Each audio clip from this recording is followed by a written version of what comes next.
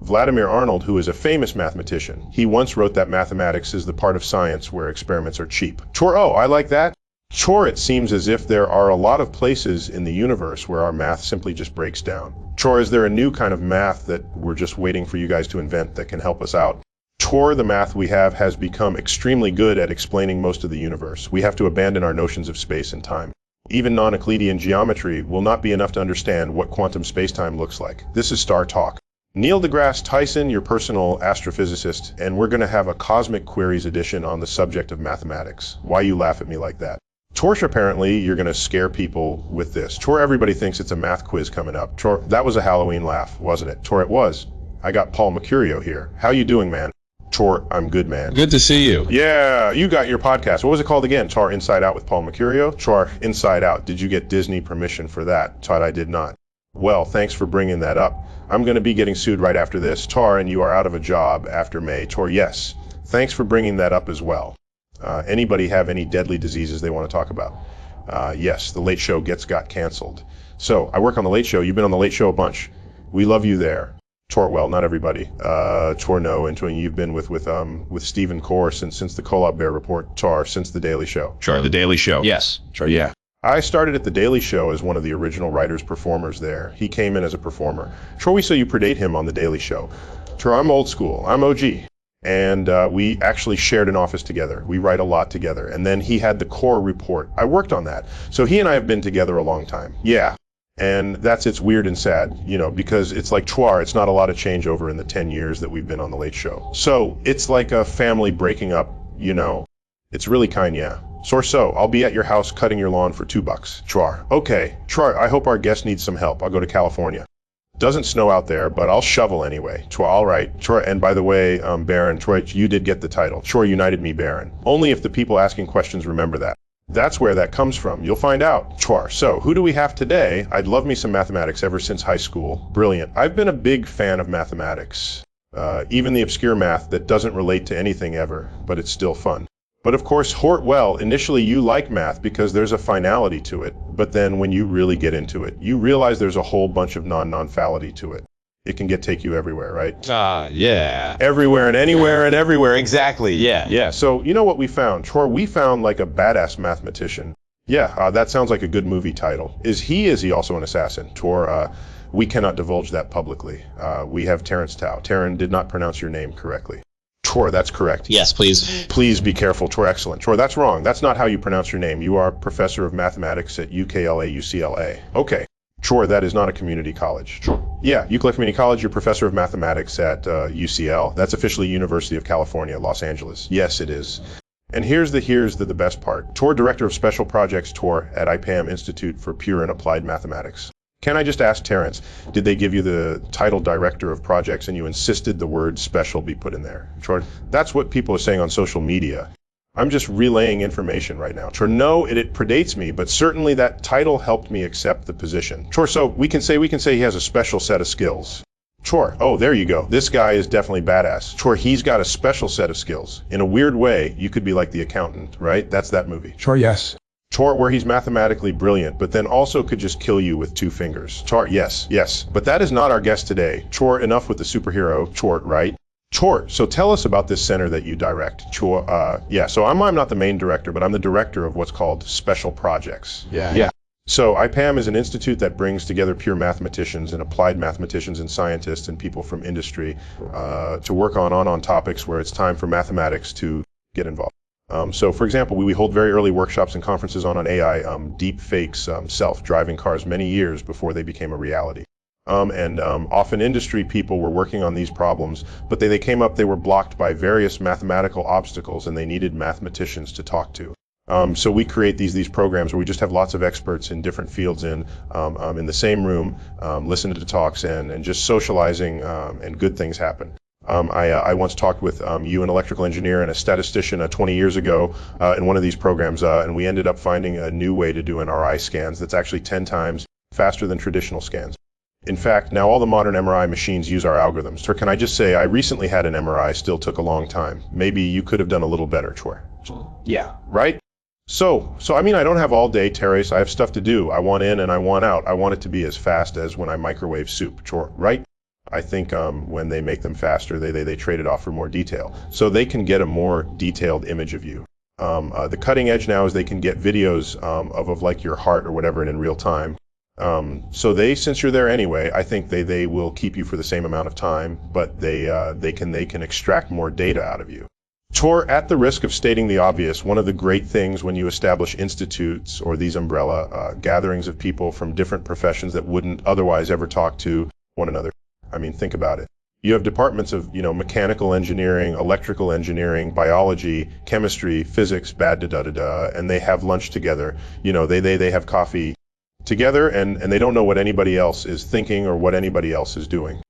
And now you put this umbrella over an institute and you bring them all together, and oh my gosh, Tarsher. And I would think one of the benefits is that you look at something yourself, or with your group a new set of eyes comes in and brings a different perspective and sees things that you didn't see. Exactly. I mean, science is just way too broad now. Maybe 100 years ago it was possible to have a pretty decent understanding of every corner of science, but that's basically impossible now. So you have to specialize. Yeah.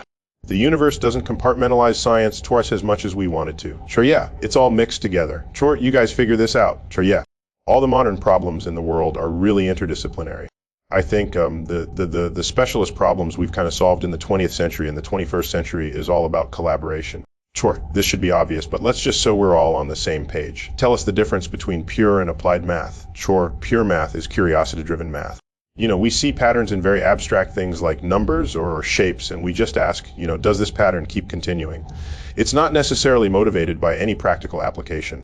Or maybe it started out that way, but people just kept asking questions. Sure, well, would that include people who are obsessed with what's going on in the sequence of digits of pi?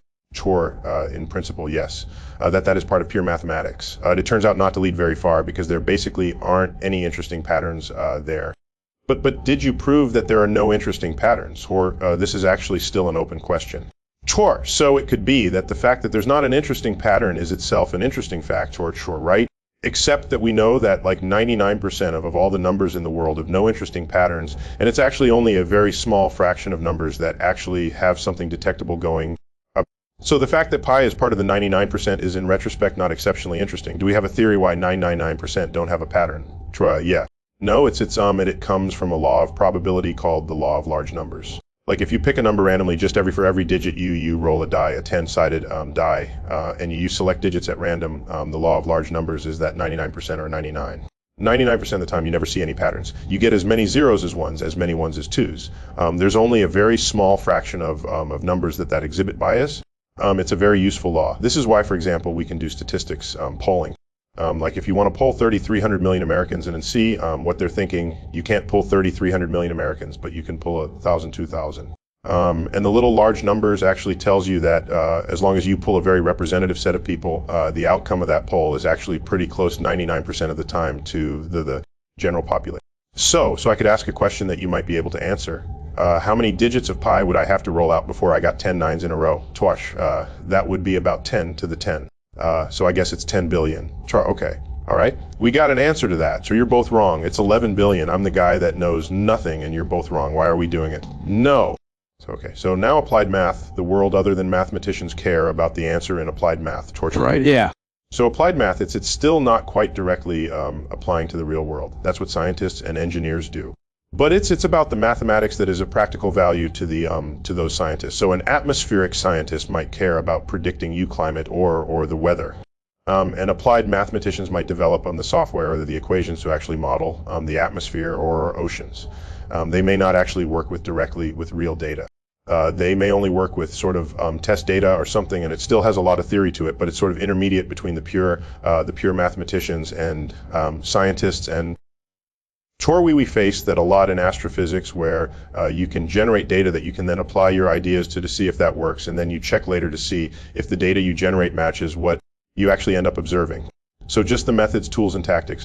So when does applied mathematics sort of do a cheat, if you will, right, sort of simplify things intentionally drawing on pure mathematics? And where's that line where it's too much of a cheat, or it's just enough of a tweak cheat that it's still do you mean approximation? Yeah, well, and the term is intent in intentional simplified reality, right? Yeah. So there's a spectrum. So the real world is messy, and if you try to incorporate every single aspect of it, it's just too much to model, and you can't see the flowers for the trees. Yeah. So mathematicians intentionally simplify reality. They work what's called toy models. Physicists call them spherical cow-type assumptions, where you want to model a cow. It's actually easier for the physics if the cow is a complete sphere and frictionless. That's not realistic, but it's a good starting point. And then over time you decide to add some friction, add some legs to the cow. But you start with the easiest cases to get an initial idea. I guess the difference between math and the other science and basically anything else is that we can change all our hypotheses and work with these toy cases. Like, if you want to build a bridge and you're an engineer, you can't just sort of build a toy bridge over a creek first and then build your way up to a real bridge. If you're a heart surgeon, you can't do some experimental surgery on rats or something first and then, well, I guess you went in training, maybe you do, but short mind has a bad ticker. Sure, okay. Well, my condolences, but in most professions, you don't get to play your toy models because you're not allowed to fail. But in math failure is very, very cheap. You try a problem, you don't solve it, fine. You just toss the paper away and you try again. No one gets hurt, no one dies. Sure, yeah. The patient doesn't die. Yeah, sure, exactly, sure. And let me add something because you just blew by the spherical cow. It's worthy of another comment, okay? So in physics, everything is about simplification because often the details, while they may be interesting, don't actually influence the outcome in any important way, okay? And if they do, you would have solved the case then to see how it influences the outcome. So here's the point you're tasked with. I want to design a cow that can maximize milk production. Okay, so then you say consider a spherical cow. Okay, so a sphere holds the maximum amount of milk for the area. Okay, the surface area. Okay, where are the legs? So now if you add legs and a head and a tail, and okay, that reduces the number. But it means I have calculated the upper limit to how much milk the cow is going to make because what is that sphere the sphere exactly? So you can't come and later say, here, have the cow produce 5 times. Having those details of legs, tail, and head, it subtracts from the total. Yes, that's the detail that you said doesn't matter. Matters. Well, what I'm saying is it caps how much you can think about that problem, and keeps everybody in the same room. Got it. Yeah, it's not an unlimited place to guess outcomes. Have you found that applied mathematics can change a settled pure math theory? Has that ever gone back and sort well? Let's lead into that by asking, tell us about unsolved problems in mathematics, and when they're solved, who solves them? Is it the computer person? Is it the pure math person? Is it something Matt Damon writing on a board when he's a janitor? Exactly. Come on. Well, increasingly there's a conversation going in all directions. So traditionally, pure mathematicians just experiment with patterns, and they based on analogies and intuition they propose that some phenomena that they see for one type of pattern also extends to some other setting. But sometimes it comes from the physical world. Physicists notice that something keeps happening. So for example, there are these laws in physics that are seen to be universal, that there are certain distributions, like the Bolka distribution is an example of a universal distribution. If you plot, say, the heights of people or the size of cows, if you wish. Can I just tell you something right now? I want a milkshake in the worst way, and I am so craving one. Anyway, but lots of distributions in nature have the same shape. In this case, a bell curve. There's even a meme about it on the internet. And we would in physics, and I think in pure math, it's a Gaussian curve. Yes, that's the name for it. Yeah. Named after Gauss, brilliant mathematician, one of the most brilliant there ever was, I think. Yeah. So mathematicians did actually find an explanation for why this curve appears all the time. It's something called the central limit theorem in probability. But there are some other distributions that physicists have discovered that we haven't yet fully explained why they show up so often. Like gaps between spectral lines, and it's more technical to explain. But yeah, there are laws that physicists and other scientists have found are universal. And mathematicians, and they're a good source of conjectures for mathematicians to work out. Yeah. Well, mathematicians are in some ways exploring other universes, but just very abstract numerical universes, not as interesting as the phi alternate universes. To put this in sort of practical terms, is pure math versus applied. It's like you're painting a room and you exactly calculate the number of gallons of paint, and then 2 days later you've made 3 trips to Home Depot because you need 3 more gallons, and you're going to have a nervous breakdown because you can that's the applied part, right? Once you get into it, you sort of go, oh, wait a minute, I didn't factor this in. And that's sort of what happens with applied math. And it would then correct some of your pure math calculus, right? So it's this symbiotic relationship between the two, right? Yeah. So Vladia Arnold, who is a famous mathematician, he once wrote that mathematics is the part of science where experiments are cheap. So, I like that. Before you invest billions of dollars in a new telescope or a collider or something, you do the math and you see what is theoretically possible, maybe assuming spherical cows and things like that. But it tells you in theory what you can and what can't do, and it sets good targets. And then it allows you to allocate the more expensive resources more intelligently. T Mobile 5G home internet has some big news you should know about. They now have the fastest 5G home internet according to the experts at UCLA speed test. Now, in practical terms, it means photo backups happen faster. Streaming a documentary doesn't stall halfway through. The physics of waiting reduced. What's also notable is that this jump in speed doesn't come with added complexity. Setup is simple. You plug it in and you're online in less than 15 minutes. And the value side of the equation holds up too, with a plan price that's backed by a 5-year price guarantee. So if you want the fastest 5G home internet with a simple setup and savings that stick, get T-Mobile 5G home internet. Just visit T-Mobile. Come home internet to check availability today. Price guarantee exclusions like taxes and fees apply. Fastest based on UCLA speed test intelligence data second half 2025. All rights reserved. So I got here something called the Coates conjecture. What is that? This is a dangerous conjecture. It has trapped many mathematicians and amateurs because it feels like something so simple that we should be able to solve it. But it's been around for at least 100 years and we haven't solved it. Well, maybe if you tried a little harder. Would you try? I've worked on this too. If you were just a little smarter, Trotch, instead of playing with spherical cows all day, Trot, I could describe it. I'm just worried, as I said, it could trap some audience members to work on it obsessively. People, Shrosh, that's good. We like trapping our people. So tell me about, so these are the best of the unsolved problems are the ones that can be described simply.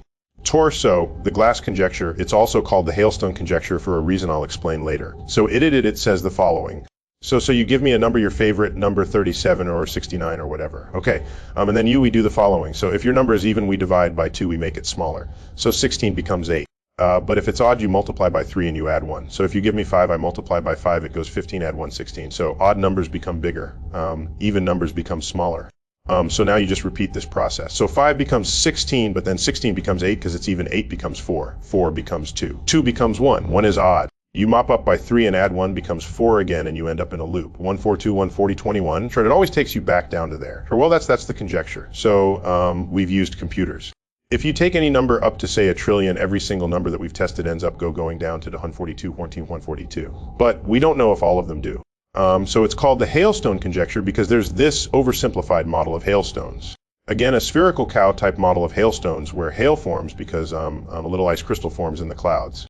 Sometimes currents bring it up where it's colder and then more ice forms and then it goes down a little bit and maybe it melts and the hailstone bounces up and down in the cloud. But eventually it lands to Earth. All the hailstones eventually hit the ground. But just to be clear, they hit the ground because they reach a mass that the upward currents can no longer sustain them and then they drop out. Too heavy. Yeah. And the bigger the hailstone, the bigger the uplifting air was that kept them there for that long. Chore, and the bigger insurance claim for your car. Chore, in principle, there could be some really unusually lucky hailstone that somehow always hit the currents that go up and don't hit the ones that go down and just keep bouncing up and up. Forever, occasionally you could sort of defy the statistical laws of physics. And so in principle there could be this very lucky number that just sort of always keeps hitting the odd numbers and going up rather than hitting the even numbers to go down. It would be like someone who's consistently winning at a casino at a game that's rigged. It's theoretically possible. But we don't know if he can actually do it with any given with an actual number, and that's the collapse conjecture. But this is so basic. It's sort of it's a yes-no moment, right? With its even odd, it should seem like, why does it devolve into chaos? Because it starts with such a basic short premise. That's the part that's confounding me, and I guess obviously others, but Chorsh, you are now confounded. Tor, thank you very much. Can I have my official spherical cow, please? Chorsh, yeah, but what is that about Tor? So it's part of a general phenomena called chaos, so you can have very simple operations like having a number if it's even or monger 391. If it was odd, as you say, if you just do it once or twice, it's a very easy operation. A kid in 3rd grade can implement it, but when you iterate even very simple operations over and over again, you can get vast amounts of complexity. And so sometimes you get like these universal laws, like these bell curves and things settle down. But sometimes you just get this enormous complexity. The act of Reproduction and splitting DNA is fairly simple, but it leads to the Met biodiversity. Tor, we have computers, we have AI. Why hasn't the Koch conjecture been affirmed? Soar. Well, because we have to check an infinite number of cases. Soar, well, get to work on that. Tor, I'm going to say there's a thing called a computer. Look at my finger, just go like that. Tor, how about why don't we crowdsource it? All right, it's still not an infinite number of people, but there's quite a bit of computing power out there. The SETI Institute did it, Tor, where you would upload software and they'd give you data, and while your computer was you were not using your computer on screensaver, it was using your CPUs to calculate. Tor, yeah. So there was a project, I think it was called Collapse Grid, which was exactly that, like City at Home, but for collapse, and it did extend the numbers, so a couple quadrillion, I think, or 10 to the 18, 10, 19, we could do from this crowdsourcing, but no matter how much you do, there's still an infinite number of numbers left to go. So if you want to roll out all the numbers you need proofs, you need mathematical, you need to use mathematical laws that work for all numbers. Tor, otherwise it's not elegant, and it's not elegant. It's like you're putting a bunch of crazy ingredients in a blender and it always outputs oatmeal like every time. Tor, some problems you can only solve by brute force. Tor, are we any closer to solving this conjecture? I mean, how close? So I worked on this a couple years ago. I proved you a result that if you take a really large number, like at 1015 to 1020, whatever, I could show statistically that 99% of all numbers that are very, very big would become very, very small, become much smaller than where they started. I couldn't show they hit one, but I could show that 99% of all numbers become as small as, say, the logarithm of their number. So like 10 to 20, I could show drops down to 20, 10 drops down to 100. Tor, you know what, I'm going to use a term from your why don't you apply yourself more. Yeah. So in mathematics, we very much value partial progress. Tor, they're very good. Tor, yeah, we can't sell completely, but we are happy with half a loaf or 99% of a loaf, because someone else can build upon that, Tor, so do you like those math movies like The Beautiful Mind and the movie Torch, like Good Will Hunt? You sit there and yell at the screen, toss not teach ye my way while you do it. Are you one of those guys? I enjoy those movies mostly for the non-math part of it. Now, maybe if there's an expert in schizophrenia, they would be complaining at that, but saying that the math was very cool. I think this is common. I have a brother who did some CGI back in the day, and like every time it's animated movie, he cannot enjoy the special effects because he knows how they were made. So I remember watching one of these movies. There's a movie called Gifted, stars Chris Evans and this amazing young child actor who is supposed to be this math genius, and her mother was a math genius, and she was working on an unsolved math problem. And it actually was a problem that I worked on. And at some point they were going to review some of her notes on how she was making progress was the problem, and I was actually quite interested to see what they would do. And they actually showed a little snippet of her notebook, and it was actually some equations from one of my papers. Wow, okay. 2 years before the movie was made, I actually got an email from a director's saying we're making a movie about a gift to get in math. Could you supply some samples, some math computations that would look good? And I actually supplied some from my own work, some from others, and they said thank you very much. And I didn't hear from them for 2 years, and then this movie came out. So I was caught unawares, but it did actually come from me. So before we go to our question base, there's one more. Just tell me about the Erdos problems. Tor, right. So Paul Erdős was this Hungarian mathematician. He was rather extreme, like so mathematicians have a reputation for being a little idiosyncratic, but he was rather extreme even among mathematicians. He didn't own a home.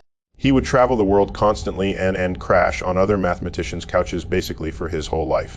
But while doing so, he would talk math with them, and they would often write papers. He has like 2,000 or 3,000 papers. He's one of the most prolific mathematicians in history.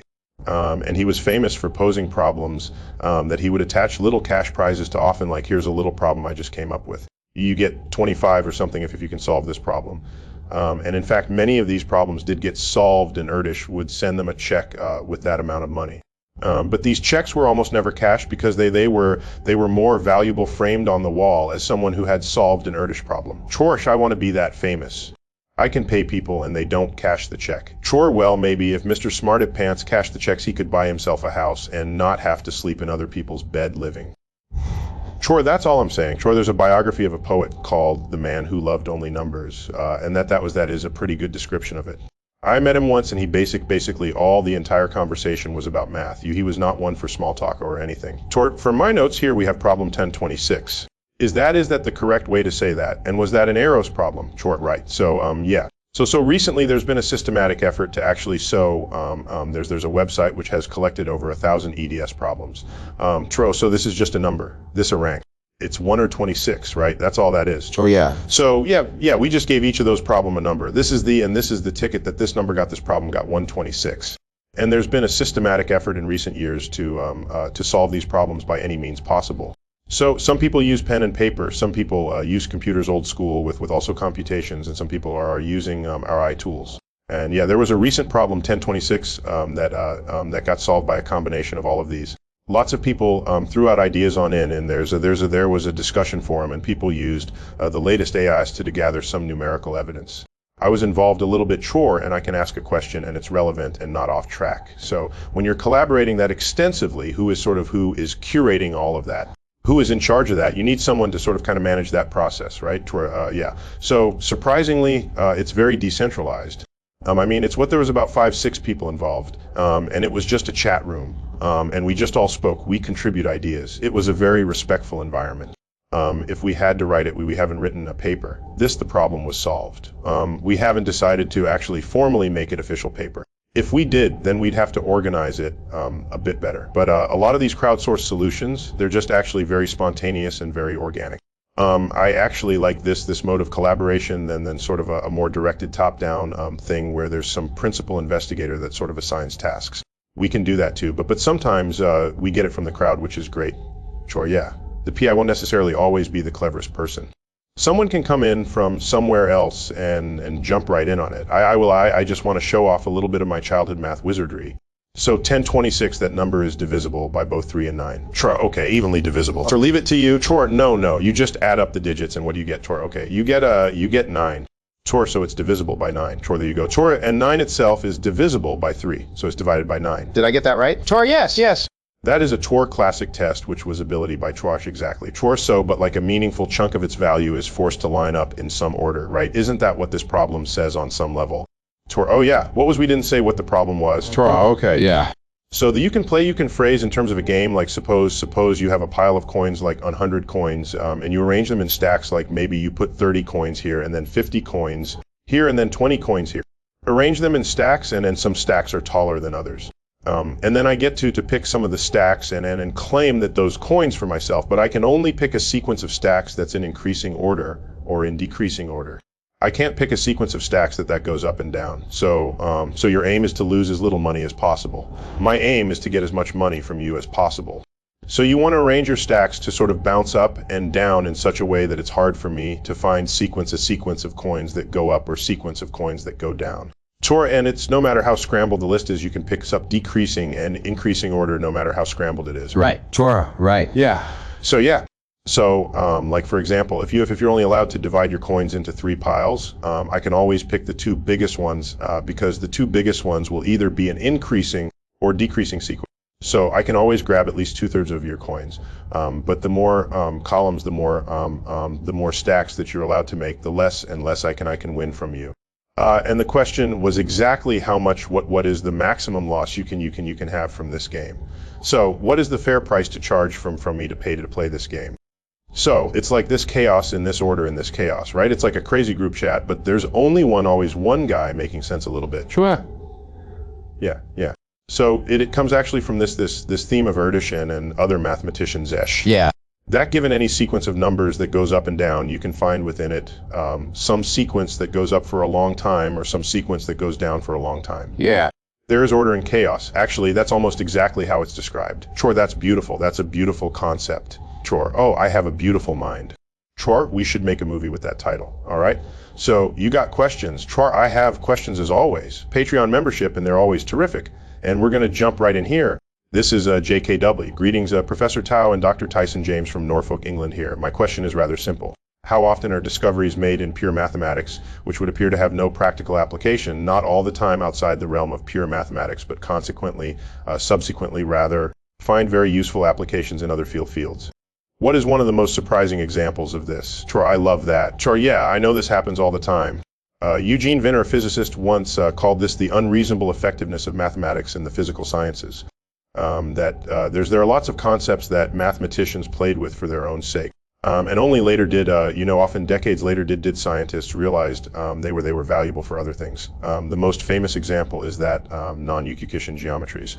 People played with notions of curved space, tore not because they thought that the actual world was not Euclidean, but tore weight back up for a sec. There used to be just regular Euclidean geometry, okay, where everything is flatering. That's where you have squares with 90-degree angles, and triangles have that the angles add to 180. That there's that, and that has direct application that geometry stands for Earth measurement. Tor, think about that. You're measuring surfaces. Yeah. Yeah. All right.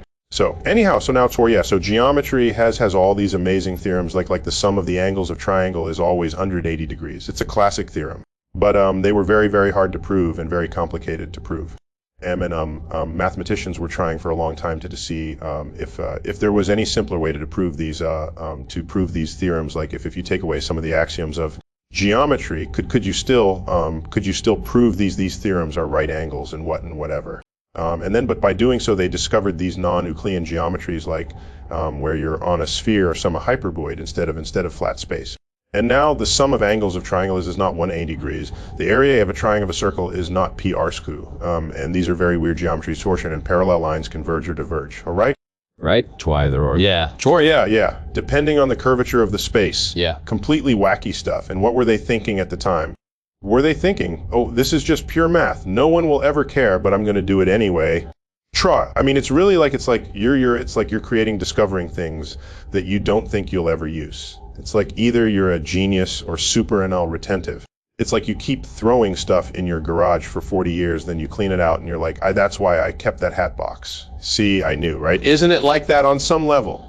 Just say yes, Darren. Well, F-fiction and art is like that too. You explore worlds that aren't real. And there's value to that. So, yeah. So these were kind of geometries that they weren't real in some sense until Einstein, when he was developing general relativity. He realized he needed a theory of curved space. And he asked a mathematician friend, I think Marman, hey, do you know of any mathematics that deals with curved space? Oh yeah, there's this non-Euclidean geometry stuff. There's this British bright guy, Riemann, who developed this wonderful Germanian geometry, and he took a look, and it was almost exactly what he needed, almost word for word to the language he needed to express the theory of relativity. So it's almost like when you're doing pure mathematics, somewhere in your gut there's an instinct that there's something this can be used for or will be used for, right? I would imagine, but that's not what motivates. They're not motivated by that. No, but I mean, once you get in it, you start to go, I know this doesn't apply now, but there's something isn't it as intuitive at some point? Sure, yeah. So my theory is that both pure math and science are motivated by compressing the world around them. So they have all this data. In the case of pure mathematicians, it's mathematical data. In the case of scientists, it's physical data, and they want some nice theory or explanation to compress all that data into something that they can understand. And somehow when you compress either theoretical data or experimental data, it often tends to compress to similar looking theories, even if they come from completely different origins. Tor, next question. Let's move on. That's a good one. Thank you. That was from Norfolk, England. Shore, England. This is actually from the Turkish Republic of North Cyprus. Shore, whoa. Yeah, nice. Shore, greetings. Jem here from Turkish Republic of North. I hope you're all having a great day. Here's my question.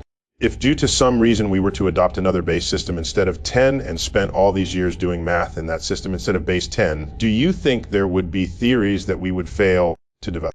Alternatively, do you think we would have maybe developed even better or more successful theories if humanity had been using another base number system all these years? Tort, I love that. In fact, let's start out by asking you, when did the concept of base as a counting system reach maturity? That can have been from ancient times, was it? Well, I think like the Babylonians, every time you have to do either very big numbers or very small numbers. There's a limit to you can give every single number a different name, but that's really doesn't scale. Yeah, every single numeral a different name. Right. Right. So the Babylonians had a B60 system, for example. The reason why an hour has 60 minutes and a minute has 60 seconds comes from the Babylonians. Torch. So you get to 60 and then you start counting again. Right. So you're back at 0. Sure, yeah. So in base 10, when you run out of digits, you come back again. You start stapling the digits together to keep counting. But why do you just say, Terry, that you either have to start with a big number or a small number? Can you elaborate on that a little bit? The way base systems work is that if you have a really, really big number, you try to break it up into tens, or in the case of Babylonian 60s, So, if you had 1,000 minutes, you want to describe 1,000 minutes, you break it up into hours, and it would be like, 16 hours or something plus some change. So actually humans have used multiple base systems. The bond said base 60. Base 12, there's still remnants of B12. We talk about dozens and gross, although gross is very archaic now. We use base 20. Score your 4 score and 7 years ago, it's a base 20 system. The French still use base 20 in their number system. And in computers use base 2. Binary 0 and 1 short, but does using one base or another hide certain access to discovery or reveal access to discovery, because that's really what the question is getting at. Chor, I think it can slow it down or speed up a little bit, but that you're still accessing the same numbers.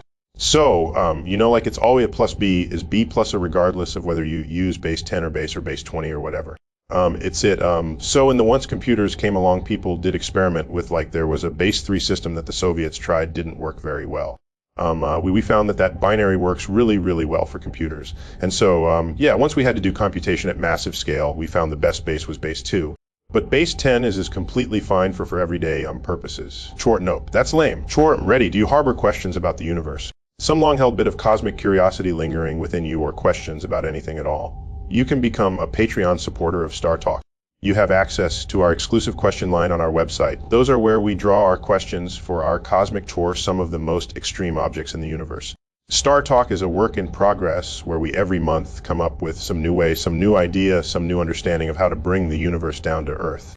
We could not do that without your support. Thank you, and as always, keep looking up. Chor, hello, Dr. Tai. This is R. Hello, Dr. Tyson. Professor Tao, I am R. I a few steps on the seat train from the Natural History Museum. My question is to all of you, if you could, which means I'll handle this, guys. If you could, how would you change the pedagogical landscape for mathematics education? I recall reading an old math text where question at the end of the chapter had me write a short essay on the behavior of a function rather than do something more mechanical. This exercise was really quite beautiful and left me with far more intuition than if I had been asked to do something else. Sure, yeah. So what is the state of math education? Because there's a whole demographic of the mathematically walking wounded in their math class. They got bad grades. The teacher sucked, and now they have no appreciation for math the rest of their lives. Tor, right. It is a tough problem, especially since there's a shortage of really qualified math teachers. It's not a profession that is very appealing. Often don't often get enough respect or salary for what they do. My theory is that different people have a different kind of math language. So some people are very visual learners, and they like to see lots of pictures. Some people are very narrative driven, and they want to see a story.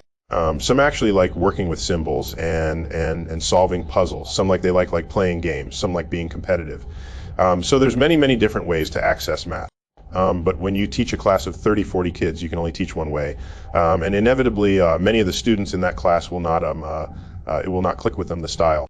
So if there was some way to have multiple pathways to learn the same material, maybe outside the classroom, some enrichment activities, I think that would help Torch. But you can get into the mechanics of what you need to do to make it more interesting. But at the core of it, and I mean this seriously, and I've said this about Neil, it really is about the emotionality of the person delivering the information, right? If that person is Enga, I had a terrible science teacher in middle school. He smoked cigarettes, and he'd be like, all right, we're going to make a battery today. And he'd be, and I always say if I had Neil as a science teacher, it's the only compliment I can give him is I would probably be in science today, because he emanates passion and enthusiasm and love and fun.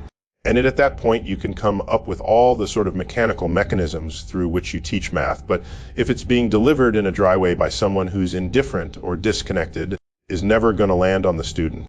So you're saying mathematicians are generally unfun people. Shra, they're all dead to me. I got to be honest with you. No, I don't mean that about. I mean about if any presentation to human beings comes through best when the person delivering the information, whether or not it's math, whether or not short. Whether it's math, science, if you're talking about English, if you're watching somebody interview somebody on TV, you're only compelled in that interview because you're seeing a real relationship between two people which emanates initially from the host. It's all about emotionality, and then the information comes and is absorbed. Yeah. So if a teacher doesn't care, the students won't either. But good teachers are so precious and so rare, hard to find. So are you a good teacher? I try. Yeah. Time for a couple more questions. Sure. Absolutely. This is William Warren. William from Abington. Yeah. Abington, Maryland. When you're working on a very difficult proof, how do you decide whether you're missing a key idea versus simply not pushing far enough with the tools you already have? I love them. Yeah. Chor, yeah. Do you? Because in physics, when we approach a problem, you first lay down all the parameters. Chor, and if you're missing a parameter and don't know it, you're not solving the problem, right? So if you're solving a problem that's never been solved before, how do you gain the confidence that you have everything necessary at your disposal to actually solve it? Chor, so it's really important in math to not just prove positive results, but negative results. Results where you know you cannot prove the thing you want with the hypothesis you have, because you can find some counterexamples which satisfy all your hypothesis but don't satisfy your GID. Now these hypotheses may not be correspond to the reward problem that you were working with. But by comparing that counterexample with the reward problem, you can see what you're missing. So actually a lot of math is actually exploring the negative space of what doesn't work and in what you know doesn't work. And is only after you sort of map out all the negative space can you see kind of the very narrow path you can which dodges all the pitfalls and then gets you to your goal. Just like say, I'm going to write it out cleaner and neater and then the answer will appear. Do you ever just like that kind of clarify it a little bit? Chor sometimes. Yeah, you can just, what's the modern, like, raw dog it or something. Yeah, but chor to dog. Chor, yeah. Chor, that's what the young kids say, okay? But chor the young, but what you did describe was very Sherlock Holmesian, because Sherlock Holmes is once you've removed everything that's not possible chor, then all that's left is what is possible. Yeah, I mangled it, but that's the idea. Yeah, right? Yeah. So it's good to not be emotionally invested in one outcome that this has to be true or this has to be false, but to try to actually actively work to prove both the one conclusion or its opposite, and sometimes you're surprised. Sometimes your initial